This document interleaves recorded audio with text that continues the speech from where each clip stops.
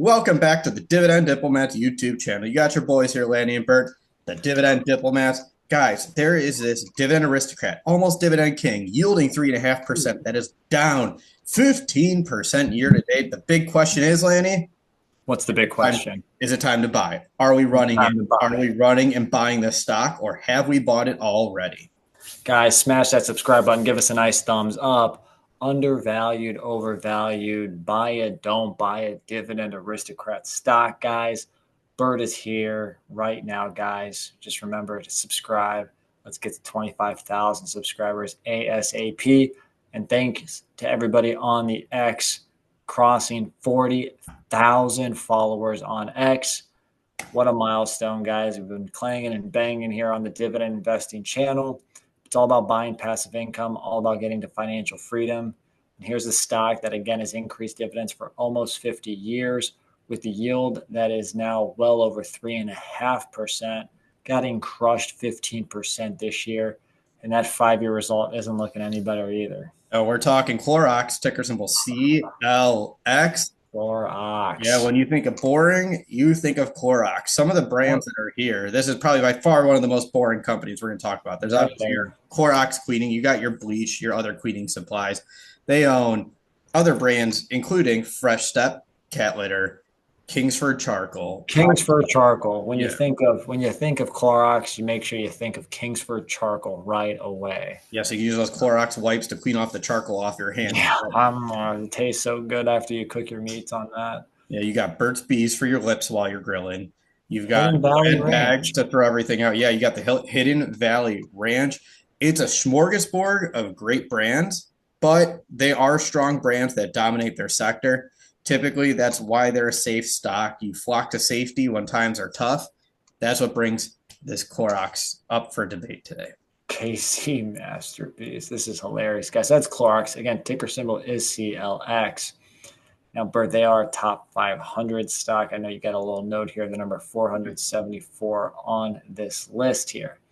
Now, they recently released earnings. And, Bert, isn't this their Q3 earnings, not their Q1? Yes, that's correct. They have an off-cycle year. They don't have a fiscal year end. They don't have a calendar year end. They have a fiscal year end is what I was trying to say. It's late. Hang tight with me, everyone.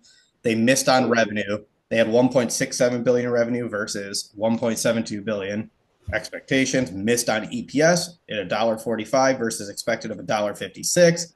The one thing to note was they did improve their gross margin significantly. Their gross margin increased 240 basis points up to 44.6%. So you at least saw some cost savings initiatives that helped save the bottom line.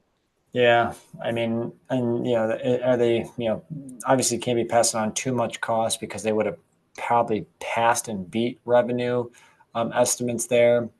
But what really has been punishing the stock as of late is kind of the guidance, right? But kind of that's what you're going to see nowadays. Weak guidance means weak stock price performance, guys. So they lowered their guidance for their fourth quarter. They're expecting sales. Let's just not even say that it's flat. They're expecting sales to be down. That's how they're leading into it. Yeah. They're like, it's probably going to be down. We're hopeful that it's flat. They're looking at a very slim organic sale. And then EPS, they expect, it seems like, did that rise? Yeah, it was a weird guidance for the full year. It must be factoring in some even more cost savings in there. It was 552 to 592. The range went up slightly from 573 to 613. So that was the one caveat. You saw Q4 sales down. They must be expecting even more cost savings in Q4. Yeah, we're just firing everybody for a month.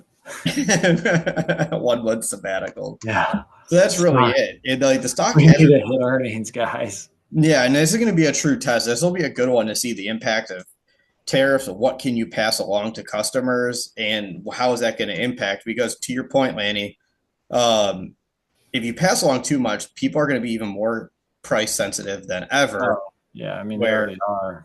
And they have the premium brands and everything, which is great. But when consumers are looking to save on the budget, they're not looking at the premium. They're not looking at the Clorox bleach. They're looking at the great value bleach. They're looking at the others. So you might see consumers shifting away from their products into the cheaper options just because consumers have to in 2020. Yeah, I'm sure it's a yin and a yang here, guys. It's the Yeah. tug because consumers price sensitive, but then higher costs could be coming down the pipeline because of tariffs. Now, since they're down 15% this year, guys, we're the dividend diplomats. Damn it, we want to see if this is, hey, an opportunity.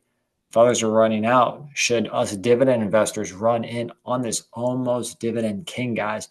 So we're going to run through the Dividend Diplomat stock screener, guys, focused on those three glorious metrics. One, the price to earnings ratio, seeing if it's less than the S&P 500.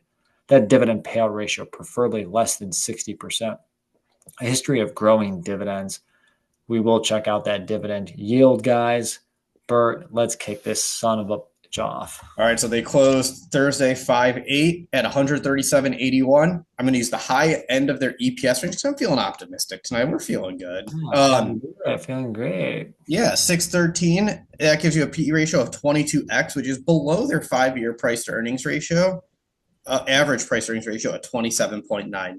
So they're cheaper today than their historical, but they're still not that cheap in the grand scheme of the market. Cheaper today than yesterday. No.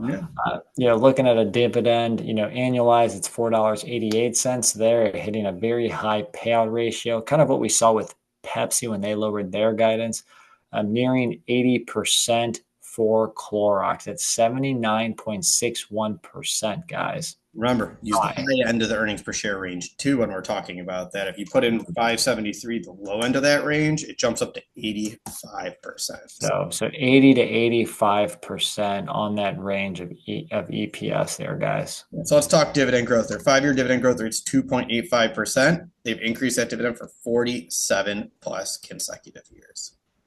Now, that is something that they do. 47 years at an average of just under 3%. Kind of keeping pace slightly with historical inflation as the government will report it. I think it's usually around 2 to 3% there, guys. So, keeping up potentially with inflation. I say potentially, depending on what you're spending. And with that note, with where we just saw that payout ratio was, where we saw the guidance was getting trimmed a little bit, probably not expecting anything above what their 5-year average is. You should probably expect a single-digit dividend growth going forward. They just come out with a double-digit banger. Yeah, I'm back. We don't care. We're tearing the motherfucker off this roof. No, guys. So go ahead. No, see, the yield, I said it earlier, is 3.54%. So this is a very high yield for Clorox in the grand scheme of things, which is going to happen when you drop 15% in 1 year. You drop 2% over 52 weeks, and you overall are down 33% over the last 5 years. Now, every performing indicator here from a year to date, from a 1 year and 5 year, again, they're all down. 17 billion market cap. Balance sheet is not looking the best either. Quick ratio is at 0.44. We like at least 0.5. Current ratio is at 0.74. We like above 1. Again, that speaks to the liquidity and their ability to move and adjust. Debt to equity, Bert has here 7.5 times. That is huge. Do not like that. No, they're just a levered balance sheet. So we'll put the metrics up here. Show them what are the overall thoughts for Clorox, Lanny. The last comment was a great segue into it. A lot of debt, high payout ratio, slumping sales. Despite the fact they're a dividend aristocrat, I'm not buying, and I haven't been buying Clorox. This is a stock that maybe 3 or 4 years ago I would have run into and seeing these type of metrics, hoping for a turnaround story. However, if I'm going to put my money to work, I'm going to put the company with better metrics, less debt, a better payout ratio, or just a simple ETF like SCHD, VYM, VIG, or VOO to complement. Yeah. I mean, I agree. Though Clorox is a great brand name, there's a lot of risk into poor performance, at least in the short to medium term here. Dividend growth more than likely is going to be low. The only thing I could see Clorox having some fun with is possibly selling off some of these brands like their Kingsford, their Hidden Valley Ranch, finding a better suited partner. Hidden Valley Ranch, just even though they got the craft brands, seem like that would fit better with, Kraft Heinz. Yeah, it is an odd one. Maybe they should come together, spin off, do like the Mylan Upjohn, and create a Viatris at Pfizer. Yeah, Hidden Valley Ranch is just its own company. Ticker symbol's Ranch just across the top. Just spin it out and see its own. So, Sales are but yeah, but I agree with you. yeah. Not buying, not It buying. is an interesting thing. Could it be acquired? Could it be spun off? Could you see a split off? Who knows? Everyone, let us know what do you think about Clorox ticker symbol CLX. Are you buying this Dividend Aristocrat, almost Dividend King? Throw it down there in that comment section below. Guys, make sure to smash that subscribe button. Give us a nice thumbs up. And I'm going to tell you guys something. You're either with us or you're against us, Jack. That was Bertha Hurt and Lanny from the Dividend Diplomats. Over and out.